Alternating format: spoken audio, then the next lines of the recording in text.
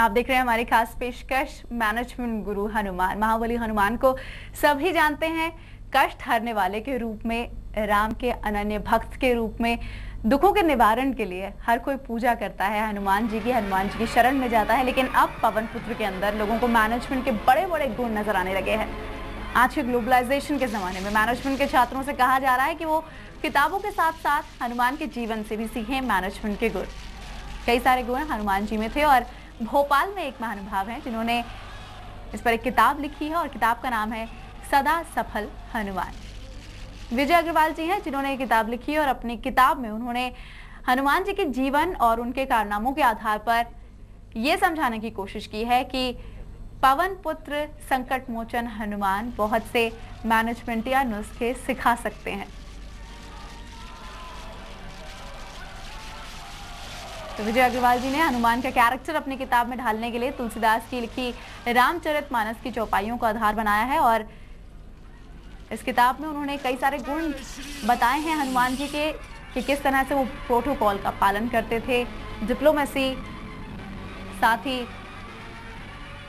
दूरदर्शिता उनमें काफी थी। और इस वक्त विजय अग्रवाल जी हमारे साथ बने हुए हैं। विजय अग्रवाल जी, हम जानते हैं कि तुलसीदास जी ने रामचरितमानस के हवाले से ही चित्रण किया है हनुमान जी का, और आज हम हनुमान जी के जो भी गुण समझते हैं वो तुलसीदास जी ने ही हमें बताए हैं और आपने भी इन चौपाइयों को ही आधार बनाया है। तो क्या ये कहना गलत नहीं होगा कि जो छात्र हैं मैनेजमेंट के उन्हें तुलसीदास जी की रामचरितमानस पढ़नी चाहिए? नहीं, स्वाभाविक है कि अगर वो रामचरितमानस को पढ़ेंगे, खासकर किष्किंधा कांड, सुंदर कांड, लंका कांड और उत्तर कांड, तो उन्हें हनुमान जी के प्रबंधन को समझने में ज़्यादा आसानी होगी। वो ज़्यादा विस्तार से और ज़्यादा गहराई से समझ सकेंगे, इसमें कोई दो राय नहीं है। जी, तो ये कहना गलत नहीं होगा कि जो गुण हम हनुमान जी के गिनवा रहे हैं वो तुलसीदास जी के बताए गए हैं और असली गुरु तुलसीदास जी ही हैं? नहीं, देखिए, अब चूंकि साहित्यकार तो एक पात्र की रचना करता है और उसे आप चाहे रचनाकार की देन मान लें या उस पात्र की देन मान लें, लेकिन अब आप देखिए कि हम हनुमान की पूजा करते हैं, तुलसीदास जी की पूजा नहीं करते। हनुमान जी के प्रति हमारी जितनी श्रद्धा है, तुलसीदास जी के प्रति भी हमारी श्रद्धा है, लेकिन तुलनात्मक रूप से कम है। तो जिनके प्रति हमारी श्रद्धा होती है वो हमारे लिए ज़्यादा काम के होते हैं और हम उनका ज़्यादा अनुकरण कर सकते हैं। इसलिए स्वाभाविक है कि हमारे लिए हनुमान का मैनेजमेंट प्रबंधन कहना ज़्यादा अच्छा होगा बजाय तुलसीदास जी के कहने के। जी, तो इसी तरह से आपने भी मैनेजमेंट गुरु हनुमान जी को बनाया है और उनमें इतने सारे गुण जो हैं वो सब लोगों के सामने लाने की कोशिश की है और मैनेजमेंट के छात्रों को भी ये बताने की कोशिश की है कि काफ़ी सारे गुण सीखे जा सकते हैं मैनेजमेंट के हनुमान जी के जरिए भी। एक प्रसंग आप बता रहे थे ब्रेक से पहले अशोक वाटिका को उजाड़ने का, उसके जरिए क्या सीखा जा सकता है? जी हाँ, उसमें देखिए एक बहुत खूबसूरत लाइन है कि हनुमान जी सबसे पहले कैसे निर्णय लेते हैं। तुलसीदास जी ने लिखा है, कपि करि हृदय विचारी दिन मुद्रिका डारी तब।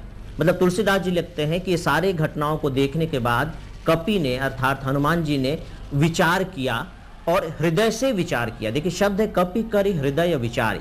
हम सब जानते हैं कि विचार मस्तिष्क से होता है, दिमाग से होता है, हृदय से नहीं होता। तो यहाँ उन्होंने हृदय विचारी कह के, जो वेस्टर्न में 1980 के आसपास जो इमोशनल इंटेलिजेंसिया की बात आई, हनुमान जी में हम उस समय देखते हैं। सन 1600 के आसपास तुलसीदास जी ने रामचरितमानस की रचना की है। मतलब आज से लगभग 450 साल पहले हनुमान जी इमोशनल इंटेलिजेंसिया को जानते थे और इसीलिए फिर वो चूंकि अगर इमोशनल तरीके से विचार नहीं करते तो मुद्रिका डालने का निर्णय नहीं लेते। वो निर्णय ले सकते थे कि चलिए मैं सीधे सीता के सामने उपस्थित हो जाता हूँ, और अगर सीता के सामने उपस्थित हुए होते वो सीधे, तो हो सकता है कि सीता डर गई होती, हनुमान जी पर विश्वास नहीं किया होता कि वो उनके राम के दूत हैं, क्योंकि इससे पहले तो सीता जी ने हनुमान जी को देखा नहीं था। तो अब आप देखिए कि इमोशनली तरीके से इंटेलिजेंसिया का इस्तेमाल करने के कारण किस तरह से वो बहुत ही परफेक्ट डिसीजन लेते हैं कि मुझे मुद्रिका डाल देनी चाहिए। तो ये प्लान करने के लिए या सोचने का बहुत खूबसूरत मंत्र हनुमान जी हमें ये देते हैं कि not only through mind, not only through brain, but there should be some element of emotions also, जिसको आप ह्यूमैनिटी कह लीजिए या जो भी कह सकते हैं। जी, क्या आपने किसी मैनेजमेंट इंस्टीट्यूट से अभी बात करने की कोशिश की है कि आपकी किताब वो पढ़ें और उसके जरिए पढ़ाने की कोशिश की जाए मैनेजमेंट के स्टूडेंट्स को? नहीं, मैंने अभी तक, क्योंकि अभी किताब को आए उसके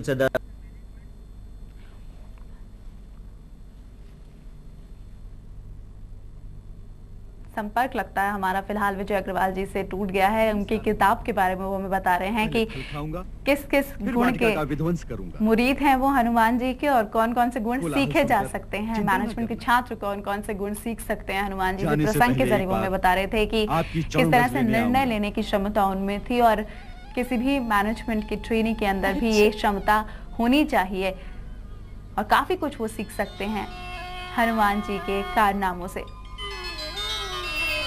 खुद भी विजय अग्रवाल हनुमान जी के बहुत बड़े भक्त हैं और कई बार सुंदरकांड का वो पाठ कर चुके थे, और सुंदरकांड का पाठ करते दौरान ही उनके मन में ये बात आई कि उन्हें एक किताब लिखनी चाहिए जिसके जरिए वो हनुमान जी के गुण लोगों के सामने भी रख सकते हैं।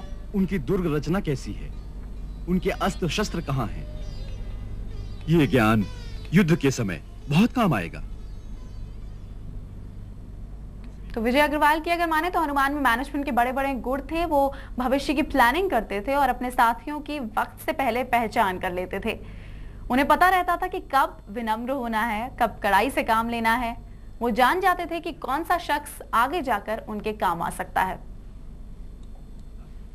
और भय युद्ध में उसे निर्बल कर देता है।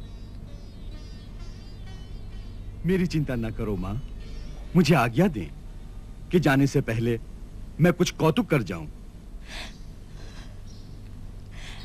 अच्छा वत्स, श्री रघुवीर का नाम स्मरण करके अपना कर्तव्य पूरा करो। मां, मुझे भूख भी लगी है। उस वाटिका में सुंदर सुंदर फल हैं। यहीं से आरंभ करता हूं। पहले फल खाऊंगा, फिर वाटिका का विध्वंस करूंगा। कोलाहल सुनकर चिंता ना करना। जाने से पहले एक बार आपकी चरण रज लेने आऊंगा। एक बार फिर से विजय अग्रवाल जी हमारे साथ जुड़ गए हैं, जिन्होंने ये किताब लिखी है सदा सफल हनुमान। चलते चलते विजय जी एक और प्रसंग बता दीजिए, और क्या उससे सीख सकते हैं हम हनुमान जी से, ये भी बता दीजिए। देखिए कि हनुमान जी में नेतृत्व का कितना अच्छा गुण था कि वे अपना नाम सामने नहीं लाना चाहते थे और हमेशा श्रेय अपने साथियों को देते थे। जैसे ही उनसे ये कहा गया कि तुम सीता का पता लगा करके आओ, हनुमान जी जाने से पहले अपने सारे मित्रों को कहते हैं कि तुम लोग यहीं रहो, कंदमूल फल खा करके दुख सह कर रहो जब तक कि मैं लौट कर ना आ जाऊं।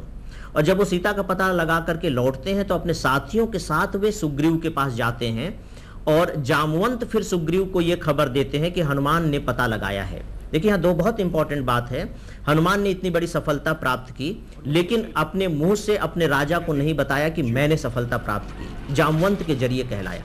और दूसरा, जब वे राजा के पास पहुंचते हैं तो अपने दलबल के साथ पहुंचते हैं, अपने साथियों के साथ पहुंचते हैं। वो क्योंकि वो बताना नहीं ये कहना नहीं चाहते थे कि मैंने अकेले किया है। मतलब यहां भी वो पूरा श्रेय अपनी टीम को दे रहे हैं। तो आप समझिए कि जो लीडरशिप की क्वालिटी होती है, जो नेतृत्व की क्षमता होती है, जो अद्भुत क्षमता कि आप दूसरों का सहयोग हासिल कर सकें, वो उनमें दिखाई देती है कि मेरा नाम कहीं भी सामने नहीं है, मैं जो कुछ भी कर रहा हूं अपने साथियों के सहयोग से कर रहा हूं। ये मैं समझता हूं कि दूसरा एक अच्छा खूबसूरत प्रसंग हमें हनुमान जी में देखने को मिलता है। जी विजय जी, फिलहाल शुक्रिया आपका हमसे बात करने के लिए, और आपकी किताब पढ़कर और भी कई ऐसे मैनेजमेंट या नुस्खे हैं जो कि सीखे जा सकते हैं। कुछ आपने बता दिए हैं, कुछ आपकी किताब पढ़कर भी मैनेजमेंट के स्टूडेंट्स सीख सकते हैं। हमारी इस खास पेशकश में फिलहाल इतना ही, लेकिन खबरों का सिलसिला तेज पर रहेगा लगातार जारी।